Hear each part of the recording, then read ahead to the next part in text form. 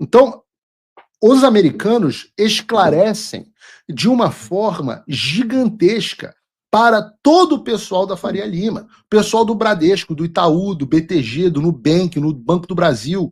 Leiam o pronunciamento. Vocês que estão sujeitos à jurisdição dos Estados Unidos, a partir das suas operações financeiras em território americano, estão proibidos de manter qualquer tipo de negócio ou contrato com o pseudo-juiz Alexandre de Moraes.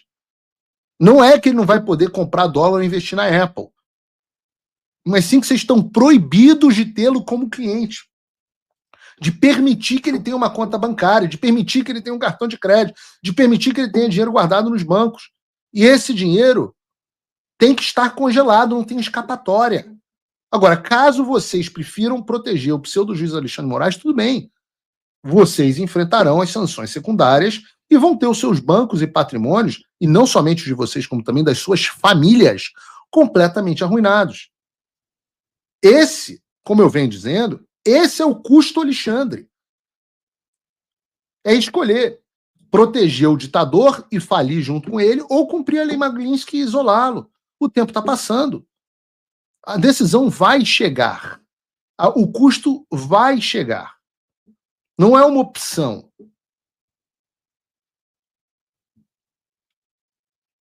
Absolutamente não é uma opção. A própria embaixada publicou em português.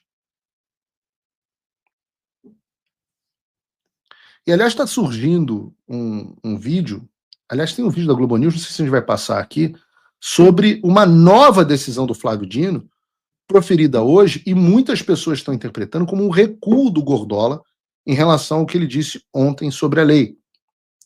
Eu fui ler o despacho publicado hoje, e não é isso, não, pelo menos não foi isso que eu entendi. Muito pelo contrário. O Dino isentou de homologação pelo STF decisões proferidas por tribunais estrangeiros que já exigem homologação ou adoção de outros instrumentos de cooperação internacional para a produção de efeitos no Brasil. Ou seja, já teria sido homologado e por isso não precisaria do Supremo. Sobre a lei Magnitsky, ele é muito, me parece ter sido, não vou dizer que foi claro, mas ele escreve o seguinte: em relação aos aspectos atinentes a leis estrangeiras e demais atos jurídicos estrangeiros, nada a adicionar a título de esclarecimento, permanecendo íntegra a decisão proferida em 18 de agosto ontem.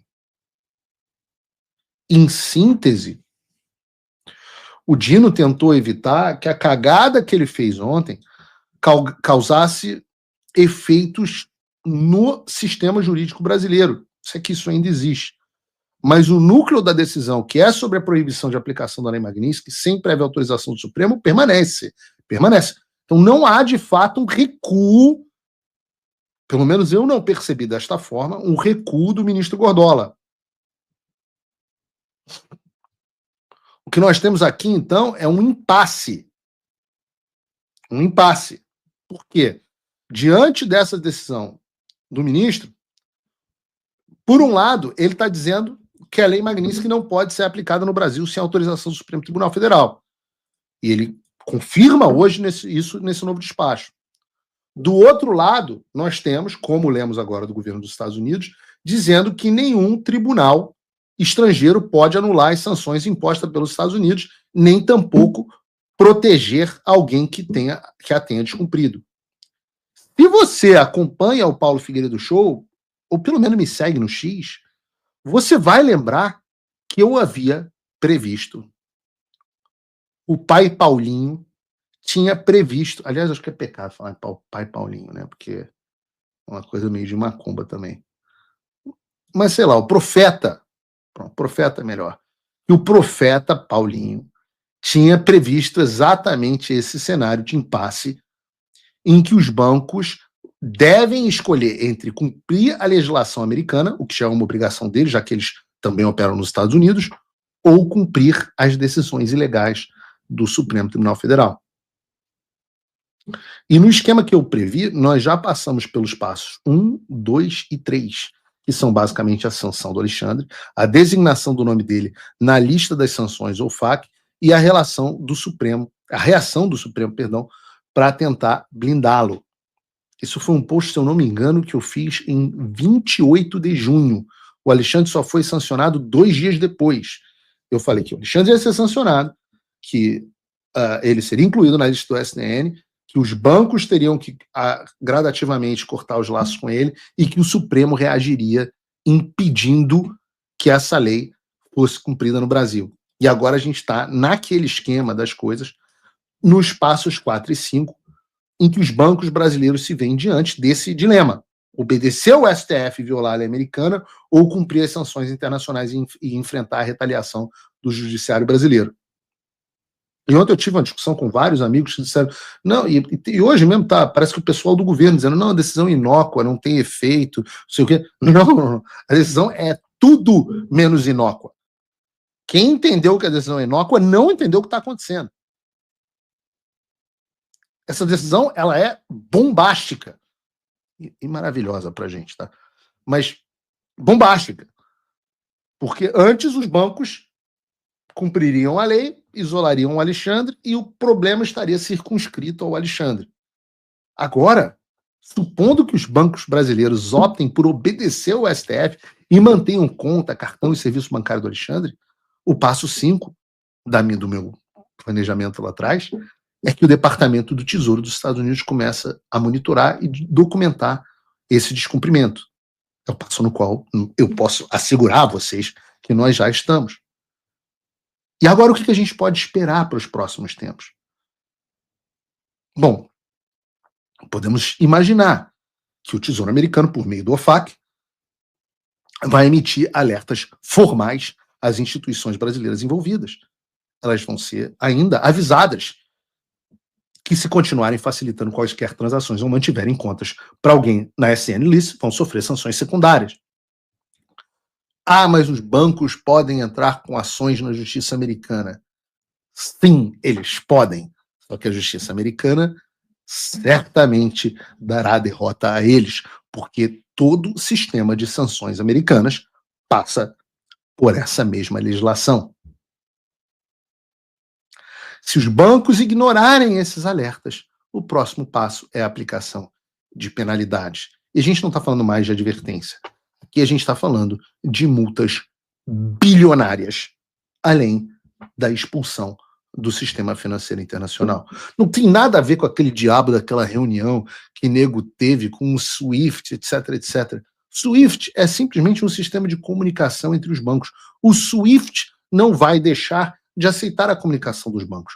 O que vai deixar de ser honrada é a compensação que acontece em Nova York, nas transações financeiras.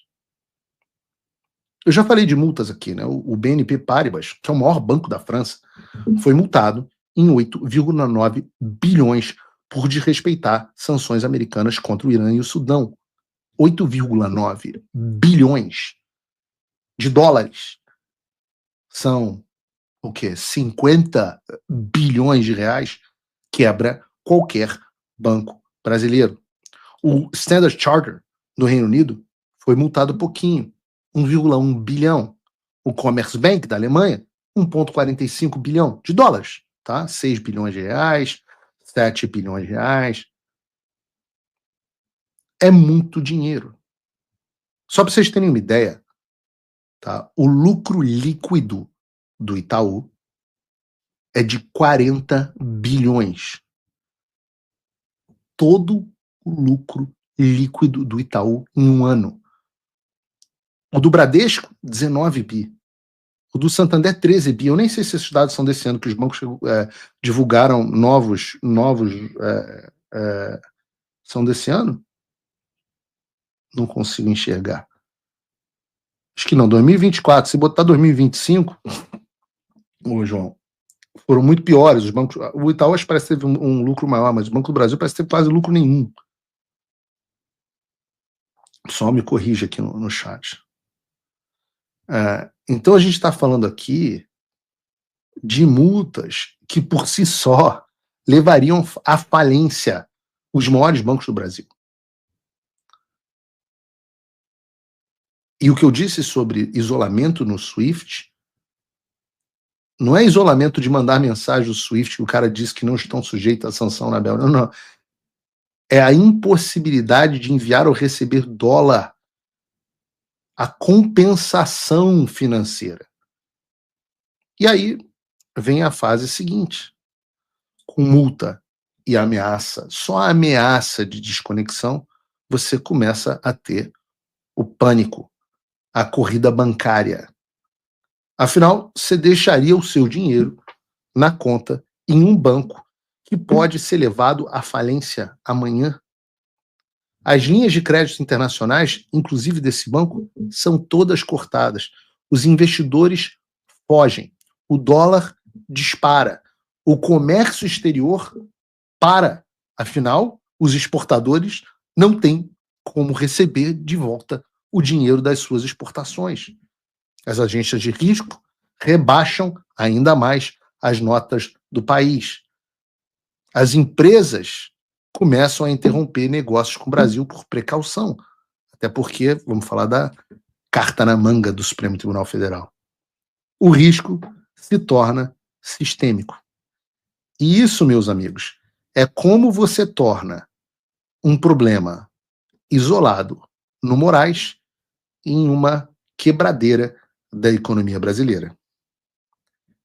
Essa é muito mais do que a floresta inteira queimada. É o país inteiro queimado. A simples tentativa de proteger um homem ou meia dúzia de autoridades pode mergulhar o país numa crise financeira de proporções históricas. Tudo isso é possível, não é exagero, não é retórica, e já aconteceu em outros países que desafiaram sanções internacionais. Cuidado com o cenário da floresta inteira queimada para pegar o bandido da Birmânia. Porque isso pode ser tão grave, que vai afetar empregos, vai afetar a sua vida, vai afetar a sua família. E a bola não está com Eduardo Bolsonaro e com Paulo Figueiredo. A bola agora está com os bancos. O que vocês dos bancos decidirão? Vão continuar servindo o regime e destruirão todos os bancos do Brasil? Ou vão finalmente começar a fazer o que é correto? A gente vai ter que ver as cenas dos próximos capítulos. Aliás, nós temos imagens do primeiro banco que foi derrubado por conta do Flávio Dino. Vejam, por favor, aí os bancos derrubados o primeiro banco derrubado pelo Flávio Dino.